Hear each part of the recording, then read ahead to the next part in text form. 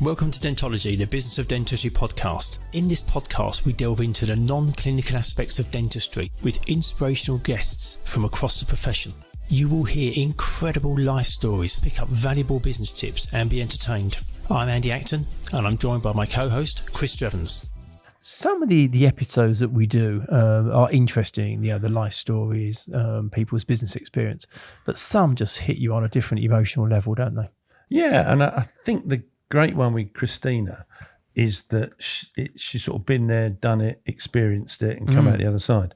And come out the other side positively, but experienced not so much positively and negatively, which is a good lesson for people learning. Maybe lesson's not the right word. I get what you mean. And I think what's really powerful is what I hope happens is that some people perhaps that aren't in the best of places and might be struggling to a greater or lesser extent might take messages from that and just kind of reassess where they're at and whether they're happy and whether they need to have a chat to somebody, because she's been through burnout a couple of times, resulted in her selling her practice and then moving into a new world. But I think as people listen to that episode, they might pick up elements of what she says and perhaps a bit of self-reflection. Yeah, and hopefully someone will go, ooh, and then think a bit more about it as opposed to, I'm fine. Yeah, no, wonderful episode. Really, really good one. We like to bring an eclectic feel and an international flavour to the podcast from time to time. We do international cultural unification, I think, is what we're aiming for. Yeah, well, I think now we're kind of spanning lots of countries in one go. Yeah, we're doing a European tour in one person. It is. So today we're very fortunate. We have Dr Christina Radics joining us today. Christina's a dentist based in Spain, former practice owner, transformational coach for dentists, and a DJ. That is not just an eclectic mix of countries, but job titles. It is. Welcome, Christina. How are you doing? Thank you so much. Thank you for inviting me. It's lovely to see you again. Yeah. Well, we met, didn't we? Because you were invited by Rabiha. You came over for the Global Dental Collective. We're doing a Dentorama event, and we met before that, and we had a chat, which was lovely. And we avoided shisha. Yeah, we did. It was a good event, wasn't it? Yeah, it was great. It's really needed amongst the dentists and in the dental community. So I really enjoyed it. Yeah, and credit to you for coming all the way, because you literally. Oh yeah, but you came over from Spain just for that event as well, didn't you? Yeah, and I'm happy I did it. It's wonderful. Good. Before we start and get into your dental career and your practice ownership and how you help dentists now, you've got a very eclectic background. Can you share with us kind of your background and your upbringing, and then we'll kind of get onto the dental bit, because it is fascinating. Yes, I will. I was born in Malmö, south of Sweden, and my mother is from Greece, my father from Hungary. So I grew up in this, I know. Today, a lot of people are like me, when we're mixed and we live in another country, and it makes you feel you don't really belong to. You belong to everything or nothing. You know, you're in the middle, in a middle kind of land. But I always saw it exotic. I saw it in a positive way, because I also know several languages, so I can understand a lot of people. And sometimes I'm in situations that I'm like, oh, don't speak about me, because you don't know that I will understand you, you know. And languages, it's powerful to know languages. So so that is how I grew up. It's quite good as well, really, because if you have any inkling of sport, you've got your foot in about 4 camps. Yes, haven't you? Yeah, that happens a lot. Spain. Yeah, it's quite handy, really. As English, we've got like England. That's about it, really. But you've got a lot of chance. Actually, today I am Hungarian because we're doing really well. So exactly. Christina, you with the best of everything. So with a Greek mother, a Hungarian father, you were brought up in Sweden and you live in Spain. Where feels home to you? How many passports do you have? Yeah, I have a Swedish passport. I feel now Spain feels like home, because I've lived there for 18 years. So it's like, almost half my adult life. So now Spain feels home. But it's true that you feel like pieces of everything. I feel Swedish. At the same time, if you're like, you grew up with a Greek mother who shouts and speaks like this, you understand that part as well. And then my father is very like calm. He's like Mr. Bean kind of type. So when you grow up, I'm sure he loves that seeing comparison. all, when you grow up seeing all these things, you can understand a lot of people as well. So I think that's one of my strengths, that I understand different cultures and why people are in different ways, because I've seen different people around me all the time. Does that mean that you adapt to different situations quickly and settle down quickly? Lots of people it takes them quite a while to get comfortable in their environment, but because you've got so many elements, do you settle in very quickly to where you are? Yeah, very quickly. I feel that I can speak with any person. I don't have and be in any situation, and but I have noticed that I feel best when I'm with people who are real, who are not like faking or trying to be something else. But I feel in those situations I can feel uncomfortable. But then it doesn't matter if it's how the place is, or how the person is from where they are. I can adapt very easily. But that's a bad side as well, and that we will come to later. Yes. So you qualified as a dentist back in Sweden. What was the dental school experience like there? We quite often ask dentists, but the majority of the dentists we talk to qualified in the UK, so their experience, whilst unique to them, there's a kind of pattern in terms of what it looks like. But what was dental school like for you? Because in the UK, one of the things we hear quite a lot now is that the hands-on experience seems to be reducing as the years roll on. Did you get lots of hands-on experience when you were learning? Yeah, a lot. We the first year was the first year. The first year was without patients, but then we started having our own patients from the second year until we stopped the fifth year. So I felt very comfortable with the practical skills. That's good. And another thing that we had that was really cool that they just started is that we had problem-based learning. So each week we were working in smaller groups of 8 students, and we got a problem. Like, for example, a woman comes to your clinic with pain. What could it be? And then we had to search for possible explanations, answers. So they didn't give us just the answers. We had to search, we had to think, we had to be in the team, speaking, discussing. And I think that's a really good way of learning. Oh, very good indeed. Very good indeed. So how long did you practice dentistry for in Sweden before you went to Spain? Yeah, I studied for 5 years, and the 5th year we were working outside the school and worked at the dental clinic as well. So we saw how it was to work in the real life. Right. And then, so that clinic wanted me to continue working there, but I already knew that I wanted to try to live in a warmer country. I felt like I think that is also because I every summer I was in Greece with my grandmother in a village. Right. I loved that. Right. So I remember feeling that I want at least to try how it is to live in another warmer country or with more light, because I felt how it affected me. So I went pretty fast after getting my certification. And I went to South of Spain because there are a lot of Scandinavian there. So it's almost like little Sweden, little Norway there. Yeah, there are a lot of Scandinavian clinics. So I found one Swedish clinic there that I started to work at. So that was your motivation. Your motivation to go to Spain was sunshine. It was heat. Yeah. To not live only. Yeah. I wanted to, enjoy more light. It's brilliantly simple.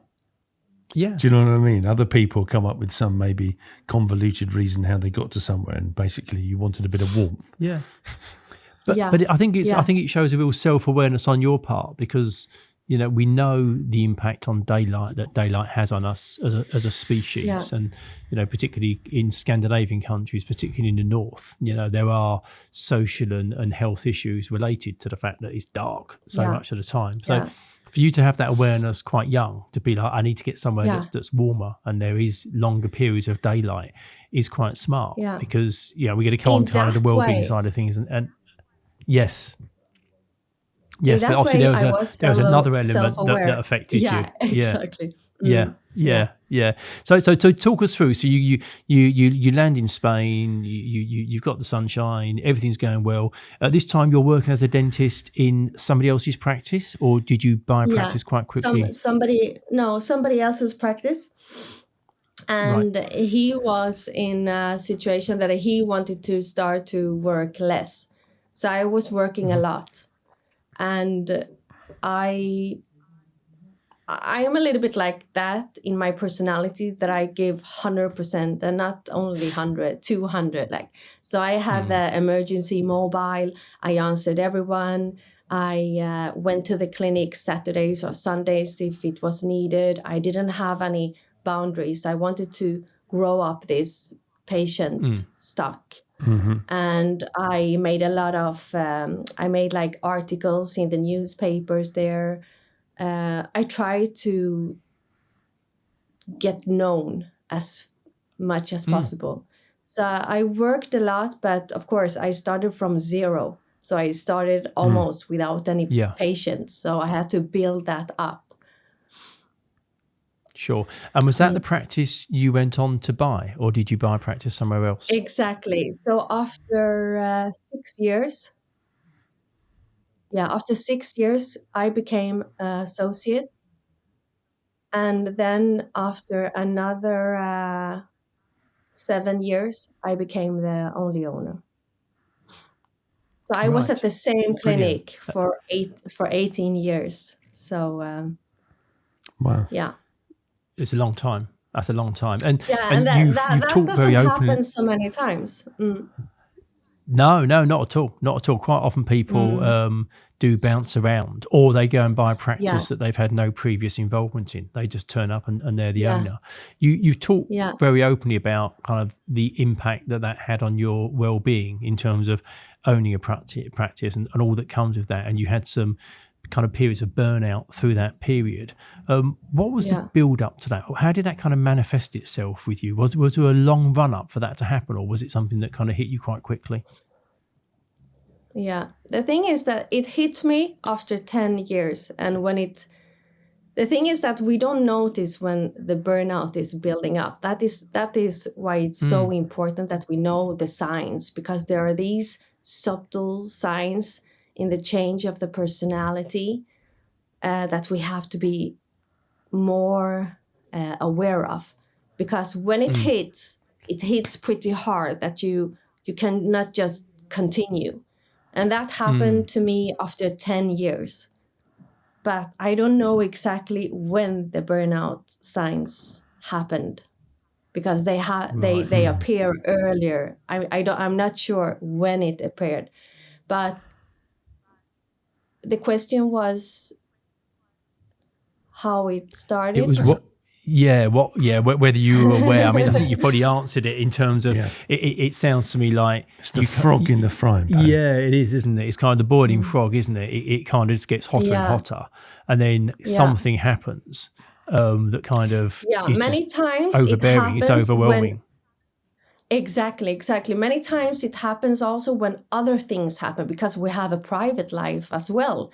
I had a husband, 3 children. So you have this private life going on at the same time as you have your own dental clinic. So it just gets too much. The thing is, as you said, that I was good at self-awareness. I didn't have any self-awareness. I didn't listen to my own feelings. I didn't put any boundaries. I wanted to please everyone, and that's not sustainable. So you said about your family. Did you notice the signs of burnout yourself, or was it your family? Did somebody draw attention to the fact that you were perhaps struggling in some way? That summer, this happened November, but during the summer, I started to cry easily. We were doing a big job in our home as well, so it was chaotic at home. And I remember when I went to buy things for the home for that renovation, I remember I could just stop the car and cry. So I realized that was signs that something was going on. But then it was not until one day in November when I came to work and I saw in the agenda that a patient still had pain after doing a root canal treatment, which is pretty normal for a dentist. But that was just like, I just started to cry. It felt like you get those feelings that I'm not good at anything. I cannot accomplish anything. That is the bad side of burnout that leads to, like, can lead to depression, that you feel like doesn't matter what, nothing turns out well. So so I started to cry, and the other dentist just said, Christina, you have to go home. You have to go home and stay there for a while. And And did this come as a shock to your family? Were they as surprised as you that it had hit you this hard? I have had a very understanding husband by my side all the time. We have known each other since we were 6. So he knows that I go all in. He knows that I'm always exaggerating with things, or, he's always saying, you're working too much. And I'm like, no, I'm not. So I think for him, it was just like, okay, this was supposed to happen. But I'm never listening to him, or to anyone. But now I've learned. I don't know. I don't know if it came as a surprise, but he has always been there, like just supporting and just try to take it easy now, Christina, and don't overdo things. Yeah. What did you do? Because it's very easy for people to say, take it easy. But it's like a platitude. What does it look like? Yeah. So what I did, I started to, the thing is that I felt so detached from myself, and I was like, what is going on? I got afraid. What is going on with me? I want to know. Why am I not happy when I have everything I wanted? So I went to a doctor and said, could you help me find somebody, a psychologist or something that I could speak with? And he just wanted to hand me out some medicine, like antidepressive or something. And I was like, no, I don't want medicine. I know that there are cases where it's needed. I want to speak with somebody. And finally, I found a psychologist, and she heard that I had no boundaries at all. And she said, now you have to concentrate just doing things that makes you happy. Just take these small steps, go to the sea, watch the sea, be with the nature. Is that we forget how to be mindful. We forget how to just stay because we're running in this hamster wheel. And day by day, we get detached from ourselves. And so it helped me. I stayed at home for a month. And I thought I knew the answers now and I could continue. But it would take another 7 years. And you were owning the practice at this time? At the first time I was associate. We were 2 that was owning the clinic. And but the second time so associate, I was you mean the only partner? Owner. Partner, yes. Yeah, just checking. Yeah, for the UK guys. It's not the same as... It's a partner. Yeah, just checking.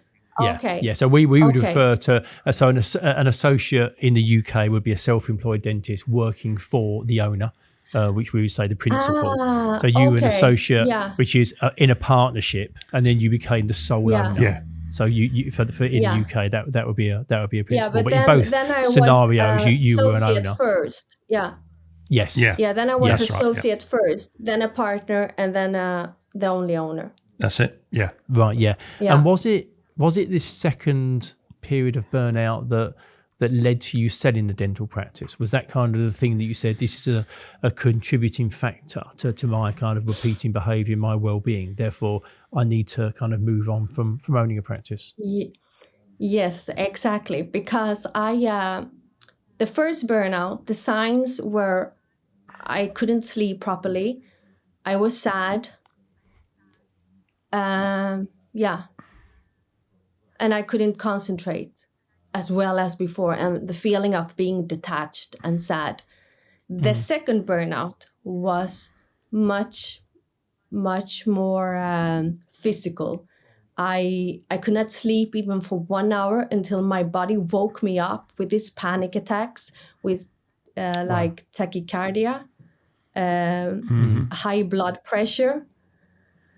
Like if a lion was running after me, that feeling. And I got really scared. I felt like I don't want to get a stroke or die.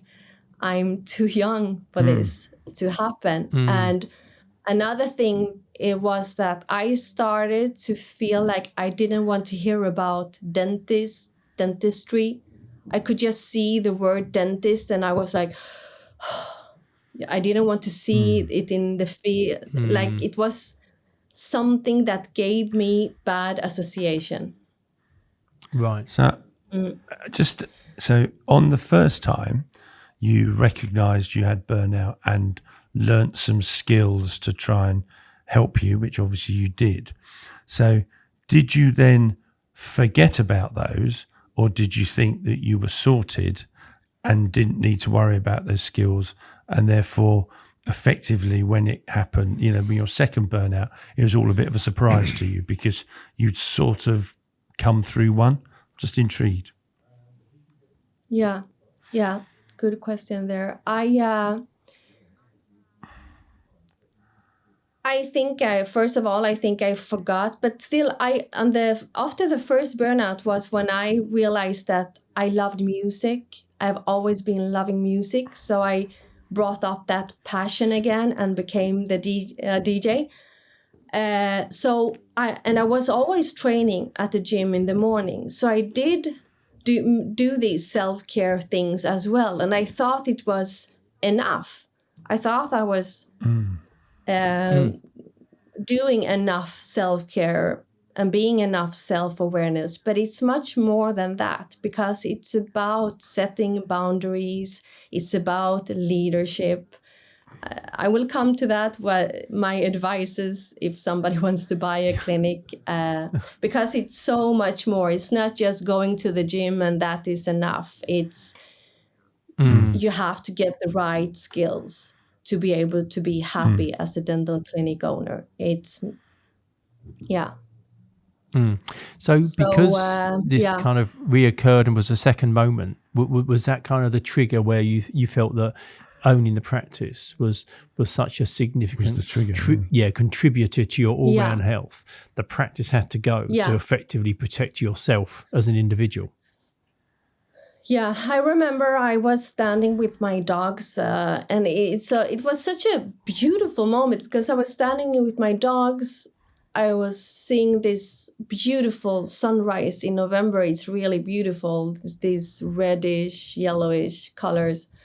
And I was really starting to get depressed. It was not sadness anymore. I felt like if I'm going to continue like this, I don't want to live. And it scared me getting these feelings. And the same feeling, why does this happen to me when I have everything I want? I have this beautiful family. I have this caring husband. I have a clinic that I wanted. So I don't know where, but I got this strength that, Christina, push the pause button in your life. So I called my mother and I said, Mom, I think I just have to come to your place to I felt like this small little bird, or a small little baby, just take care of me, and was anybody supporting you? Through this So period, Christine, again, I was so did you have a therapist or anyone supporting you through this, or were you just kind of trying to navigate it yourself? Yeah. navigating it myself. Yeah. Wow. So I was, and I think I didn't have any self-awareness. I don't think, I asked my husband, did you know that I was suffering so much? And he said, no, actually I didn't. And are you still married Yes. to the same husband? Yeah. But I think that says an awful lot about us as humans. That we're particularly good at hiding things in terms of how we really feel and what's affecting us. Because he's obviously known you since you were her 6. husband, yeah. You know, you live together. He's your husband. You share a house. Yet he didn't know that it was affecting you to the extent it is. And I think that's one of the big dangers of life generally, isn't it? That you ever really know somebody to the extent where you kind of can help them. Because this sounds like a really tough time for you. And hats off to him. Yeah. And I think I was hiding it from myself. I still went to work. I still continued. Yeah. And as normal until I saw that even it was so strange, because I started to see that when people saw me, I looked tired or as I was having a burnout, because I could see pity in their, it's difficult to explain, but I could see pity in their way of seeing me. But I was still, because normally I'm very happy, I'm very energetic. So I think perhaps you were pretending. Yeah. So because I couldn't see that there was another way. Yeah. I thought that I would die with that clinic. Oh, wow. So you hit your self-imposed pause button and you went to Greece. How long did you go to Greece for? And did that turn things around for you? Oh, yeah. I went to Greece and I went with the plan. So on the airport, I bought this small notebook. So I started to journaling, like writing down my feelings. Good. And I said to myself, even if I don't have the energy, I want to go to the sea and walk by the sea every day, to be with nature. And you almost get a little bit spiritual when you're in situations like that, because it's like you just like, give me an answer, you help me, somebody help me, giving me the answers why I'm not happy. And so I realized there that I cannot have a clinic anymore. I'm not happy having a clinic. It's not me. I've been fooling myself. I don't like to say to people what they should do. And if you don't like that, you should not be a dental clinic owner. You know what I mean? Because I think many times that when you're a dentist, you feel like, I want to do it my way, and that's why I'm having my dental clinic. But it's not just as easy as that. You have a whole ship that you have to drive. It just goes to show, doesn't it, that what looks from the outside, as you were saying, you have a perfect life, lovely husband, business, 3 children, everything's great. But actually inwardly, you're falling apart. And I think it's a great lesson for anyone listening that actually it is okay to reach out rather than just keeping up for appearances. Very British thing, isn't it? But also, Christina, you were saying about, not having the self-awareness, but it all came through, didn't it? Because then you then had the self-awareness to recognise that perhaps owning a dental practice wasn't for you, and that was having a negative impact on you and your life and the people around you. So you made what many would have said was a brave decision to sell your dental practice. Yeah. And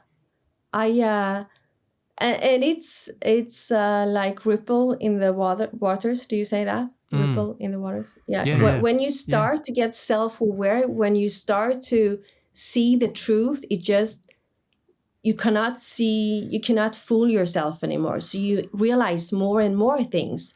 Okay, do I want to do this or do I want something else?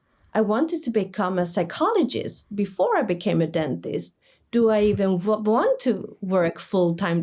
Your whole life changes. Is when you start to get self-aware, really true to yourself, you get it's an inner happiness that no money can give you. It's like, I'm so happy now when I have learned, but it has been a whole, and I will give some advice what helped me as well. Yeah. And did these liberating thoughts come when you were over in Greece? Was it the separation from the world that you felt kind of tied to by going to Greece? Did that give you the headspace to kind of work out what you wanted? So when you then went back to Spain, everything felt better? Exactly. So when you have a burnout, if somebody's listening that have recognized the symptoms, the important thing is to zoom out, to step back and relax, because then everything will start to fall in place. You cannot see things while you're stressed and while you're in it. So what happened was I went to Greece, I was journaling, I was walking in nature, and I was reading. And that is when I found a book from a psychiatrist, Tim Cantifer. It's called Depressive Illness, The Curse of the Strong. Because we have this perception that depression and mental illness is about being weak. But the only people who get burnout and depressed are the ones who don't stop when something gets tough. They feel that they are valued through what people think about them. They have very high work moral. So even if they are tired, they continue. That's when these detachment happens. Yeah. The people who have boundaries and say, no, I'm not going to work later than 5 o'clock because 5 o'clock I'm going home to be with my family. For example, a thing like that. People who have these boundaries and I'm not going to do that, but I don't like it. I like this instead. Those are not the people who will so easily get burnout or depression, because they know what they want and what they don't want. So they set their own boundaries. Exactly. So in terms of tips for people, I was going to say, Christine, so in terms of people who may be susceptible or feel that they're kind of heading towards a burnout scenario, do you think that setting boundaries is so it's critical? It's really important. It is critical, but the thing is that for a person like me and somebody who feels like, wow, I'm the same, I recognize myself in Christina, it's not so easy to set these boundaries. If it was easy, we would do it, but we can't see those boundaries. And one thing that happened to me was that I got a coach and a therapist. So I realize now why these things happen. It has to do a lot with your childhood. Every parent tries to do their best.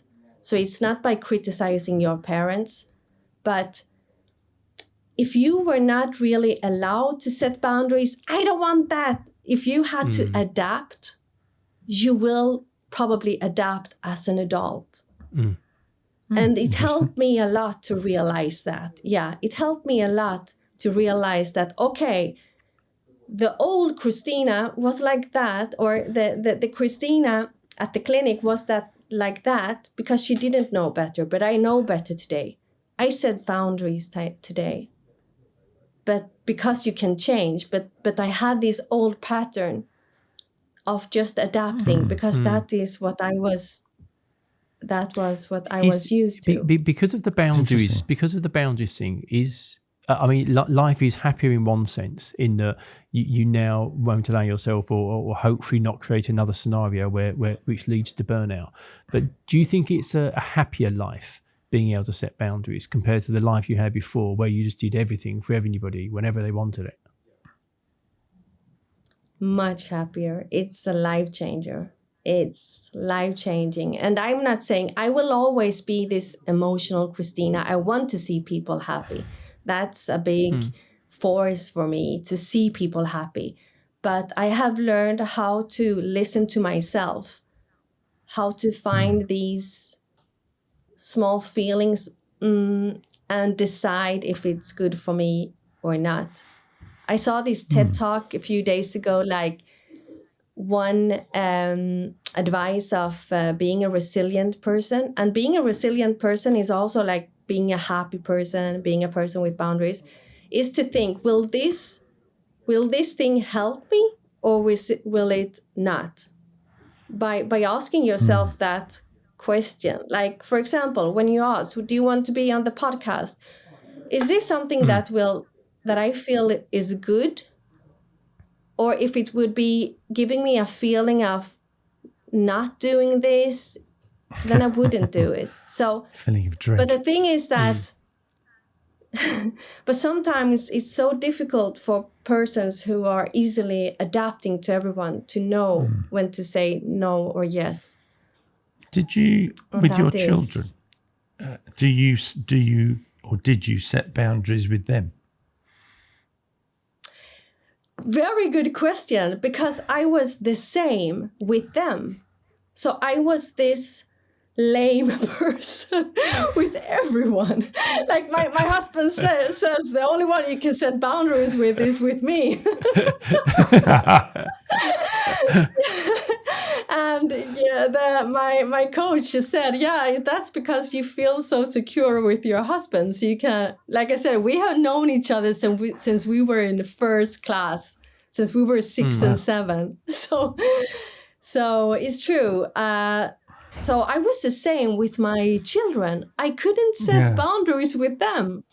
So it was my personality. Yeah, it kind of makes sense. Yeah, so I'm doesn't it? just intrigued as whether you had that thing where you didn't do boundaries yourself, but you had them for your children. Right. But therefore, then you didn't recognise the boundaries in yourself. But obviously, the answer is you didn't. Yeah. Christina, I have a notion that there's a thing called owner fatigue, and it's that dental practice owners, after about 9 or 10 years, they can't quite pinpoint what it is, but it's just owner fatigue. They just get fed up and worn down by all of the things of that go with owning and running a practice. Having been through your own experience, is there insights that you could have and pass on to practice owners as to when they should start thinking about setting a dental practice? Yeah. I read an article that when you start to have a burnout, your revenue can reduce 60%. So, and that will just give more Stress. How do you say fuels and stress to what you're already experiencing. So. And the difficult thing is that you don't realize when you start to get the burnout. Maybe your partner realizes it. I was speaking to a dentist who said that his wife said to him, sell the clinic, you're having a burnout. But he didn't realize it until 1 year after she said it. So, wow.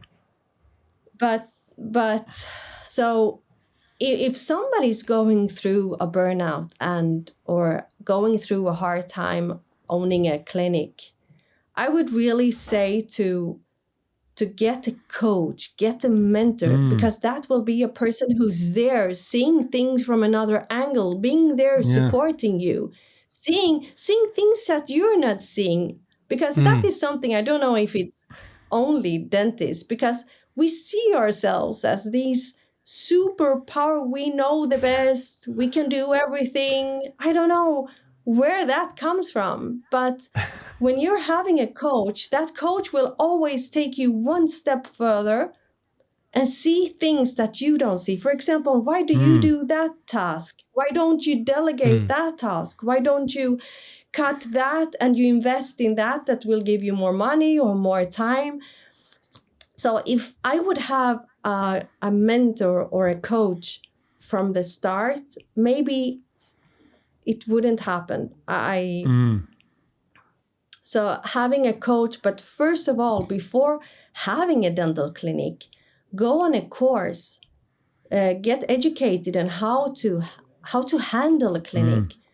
Because that is also, I thought, I'm a good dentist, I'm a hard worker, but it's not enough. It's No, not it's not enough. enough. But I think I was very naive, and maybe other people are not so naive, but I really thought that that was enough. I'm a hard worker. But it's not Yeah, no, about that. we're It's big about advocates of that as being- well. Yeah. So you have to know it's a business. In the end, it's a business. That is another thing. Some people have a business mind, but for me, I didn't become a dentist because of the money. For me, it was making an impact, working with people. I always knew that I wanted to be with and work with people. So that was my force. And also the dental school, it doesn't prepare us thinking in a business with a business at all. mind. So when we get That's the very clinic true. and we don't not in have an Stockholm as well, education. which is or wherever it was, Sweden. Yeah. Sweden. And so as a result of you yeah. selling your practice, you now support dentists in this way, the things you've just been talking about in terms of coaching people and supporting people. But I think what gives you a unique insight is, one, you're a dentist and you're supporting dentists, but you've been through this process yourself. So you know what it looks like, you know what it feels like. It's not sympathy, it's empathy. Yeah, exactly. I've been through it all, and I went to the coaching course to get certificated, and that helped me a lot, because coaching is about asking the right question, because we believe that every person has the answer, their own answer inside them, because we are all so different. So that is the powerful thing with coaching, that you will find your best answers. I think part of the problem with coaching, it's a bit like when we spoke to Sharon about hypnotism in dentistry, is coach has a bit of a bad rep, because people assume it's going to be someone going, "Hoo-ah, yeah, you could do this." Do you know what I mean? It's almost like the American Tony Robbins sort of thing. People go, I don't want to do that, but it's not that. Yeah. No, it's not that. And but well, it is that as well, because we have so much, everything is a mindset. Everything is about, you can come so much further if you actually believe and see yourself being there. But the thing is also, as a dental clinic owner, you're just solving all these problems. So you're not actually looking ahead, because you're a problem solver. Yes. And that's why you also have these decision fatigues, because it's like you're walking there, when the mud is just going under you, and just like stopping, how do you say, in Sweden we say, you're just it's like quick. It's like treading water. It's like treading water. It's like quicksand. Yeah, quicksand, where you can't. Exactly. You're not going anywhere. Yeah. No, and that's the thing, because you don't have time. You don't have the energy to go forward. But if you delegate, if you can handle the clinic in a more efficient way, and delegate the things that takes time from you that you don't like to do more of the things that you do like, have a coach, then you can go forward. And DJ. I was going to say, and one of the things that you enjoy is being a DJ, isn't it? And whilst I'm sure it's great fun for somebody who's not particularly musical, or of people that can create things like that. And you probably don't do wicca all the time. No. But I imagine that creatively, it must be nice to have that as another dimension to your life as well. Something that's very different. Yeah. It's I have always had this creative side, and I think many dentists have it. But I don't know why. Definitely. Like music felt like it was almost like a sin. Like I cannot do music if I'm doing dentistry. I don't know. It was like a limited belief in me. But I think the older you get, the more you don't care about what people think. No, I think you're right.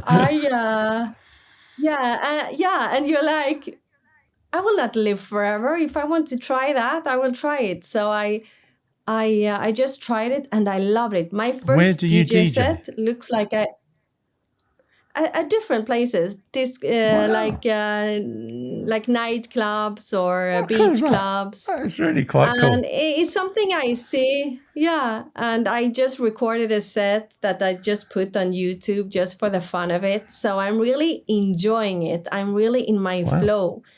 And that is a very important thing as well for well-being, is to try to be in your state of flow as much as possible. And that is also something that leads to burnout. When you're not in the state of flow, you're just in the state of solving problems.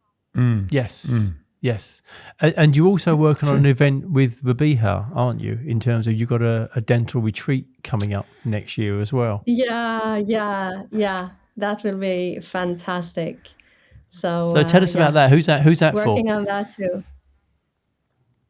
That is for professionals or persons who just want to.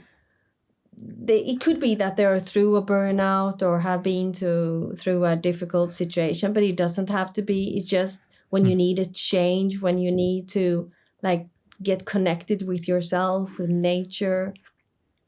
And for people who just need this change in their life, that something is missing and you feel detached from yourself. Yeah. Well, I think back to your situation, you took time away from Spain and went to Greece, and it was, for you, it was transformational. Yeah. So I guess if people then go to a retreat, which will be for a few days, but it puts them into a different space, it might just give them that opportunity to see things slightly differently and different lens. Change something in their life. And you've got a lot going on, because you've got a book coming out soon as well, haven't you? What's your book about? Yeah. My book is about my story, where I'm writing, I am telling all this that has happened to me and what helped me come out of it. And so it's like a little bit like a biography, but also about how to get through a burnout and become a better person. Like not a better person, more finding your true self. Right. Yeah. Because the thing is that you're losing yourself. Now I find that I have found myself again. Well, that's great. I was going to say that's lovely to hear as well, because it must feel very uncomfortable if you don't feel comfortable as yourself. And also, in the book, you're going to have to make yourself vulnerable, aren't you? Yeah, very. Because you can't just tell all the great bits. You've got to tell the crap bits as well. Exactly. And I don't mind. It was difficult in the beginning, but once I started to tell this over and over again, now it feels like I have no limits, and it feels such a freedom, because I know that I'm helping people as well. And I couldn't say these things if I was still a dental clinic owner, maybe. Because we are so afraid that somebody will know it. That is the thing. And that's why the title of the book is "But Please Don't Tell Anyone," because that is what the dentist says to another dentist when he or she tells about a difficult time. I had a burnout, I had these symptoms, but please don't tell anyone. Because you don't want it's a great title. Patients to know it. Yeah. I think what's great, Christine, is you've had a hard time, but how uplifting to use your experience, through your coaching, your book, or whatever it might be, to help other people perhaps spot the signs a bit earlier than you did, so they don't have to go through all that you've gone through, and they can readjust their life and manage it in a different way. Yeah, definitely. It's brilliant. It's a great story, Christine. It really is. We always wrap up. I will tell you one more. Go on. I will just tell you one story quickly. Sorry. No, when go on. I came to Greece, and I went on this daily walks by the beach. One afternoon, there was this beautiful cloud in the sky, and I was just like, wow, this sunset is amazing. And I filmed and I took some photos, and I walked a few steps, and suddenly I saw these big starfish in the sand. Nothing else, just this starfish that had died. It was dead. And in that moment, I took it and I just felt a strong sensation that something good will come out of what I have been through. I went home to my mother's. I Googled what it stands for. It stands for renewal, because a starfish can lose an arm and a new one grows out.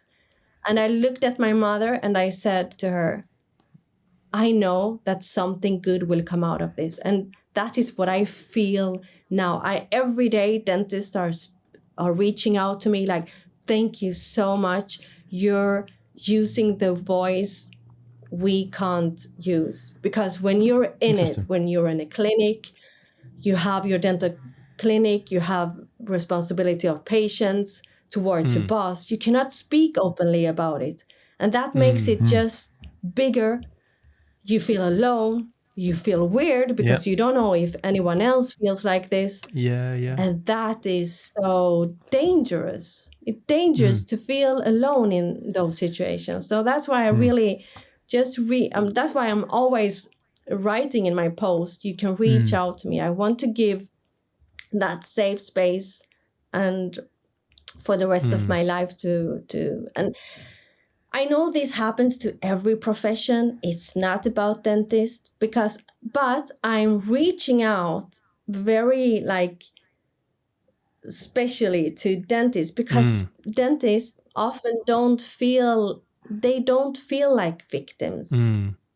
I think in Look the at UK, me. Christina, I think dentistry is hit hard. I think in the UK, I don't know if this is a global stat, but in the UK, the suicide rate within dentistry is one of the highest professions. And I think general mental and well-being, and I think this all kind of goes into the melting pot. And it wouldn't surprise me at all if those kind of low-level feelings of burnout build and manifest themselves in different ways. So if people can recognise the signs earlier and take some action or talk to someone or not feel so isolated, that's a great thing. And if as a result of us chatting today, just one person kind of talks to a mate or picks up the phone or sends a message, we've done a great thing. Exactly. That's what keeping me going with this. And I know I'm helping a lot of people just speaking about this. And the thing is that what makes dentistry so special also is that we have to perform the whole time. And we cannot say, I would just grab a coffee, I would just go for a walk. No, we are right, there at the chair. We have to perform all the time. And we have to be entrepreneur, psychologist, business person, dentist at the same time. And very few professions have that. And that makes our profession so vulnerable. But we have to find globally ways and strategies how to help dentists and make it better for dentists. Maybe we should only work 6 hours a day, think in a new way. Yeah, definitely. Christine, it's been wonderful. Thank you for your time. It's absolutely fabulous. We always finish up in the same way. So we've got 2 questions for you before we're going to leave you to go and enjoy your rest of your day. So the first question is, if you could be a fly on a wall somewhere, when would that be and who'd be there? Yeah. So this is like a continuing answer of what I spoke about for a few seconds about think in a new way. I would be a fly in a room where James Cameron, the director, movie who made Titanic and Avatar, because I would like to see how these people can think out of the box and get all this inspiration. Because if we could get that, we could find solutions that we are not seeing now. Example for the dental professions, for dentists and for other people in the world, because he's really seeing things and doing things that are incredible. So that is a person. Yeah, that'd be very cool, and it shows there isn't just one way of doing something. Now, that would be very cool. And if you could meet somebody, if you give the opportunity to sit down and meet somebody, who would you like to meet? I will be boring and I will say the same person, because I would ask him all these questions. Where does he get the inspiration from? How does he find all these people to create these incredible things? Like I admire people who can think out of the box and just not be in the same lane as everybody else. So those are the people I would like to meet and get inspiration and as a result of that, from. you stand out. You know, those super creative people are the people we're drawn to. I try to, but it's a little bit my personality. Having this Greek mother and this father, Hungarian father, I guess I'm all and nothing. Absolutely. Christina, thank you for your time today. It's been wonderful. Yeah, It's been really enjoyable catching up again. And Thank you have you. a great story, and I don't doubt it's gonna help lots of dentists. I think your honesty of what you've been through will probably perhaps prick the conscience of some dentists, and they might just think about how they are doing. Yeah, about how they're doing. And genuinely, I'd encourage people to reach out, speak to a friend, speak to a partner, family member, whoever it might be, whoever it is you need to speak to. But like I say, the world can be a lonely place. Yeah, don't not tell anyone. Exactly. Yeah, but you're never alone. Exactly. You're never alone, and life is too short to not have fun. Absolutely. On that note, we'll leave you to it, Christine. Thank you for your time today, and hope to see you soon. Yeah, cheers, Thank Christina. Thank you so much Cheers. for inviting me. Bye. Thank you. Thank you for listening to this episode of Dentology, where we discuss the business of dentistry. If you like what you heard, please do subscribe where you found this episode. That would be amazing. And also follow us on Instagram.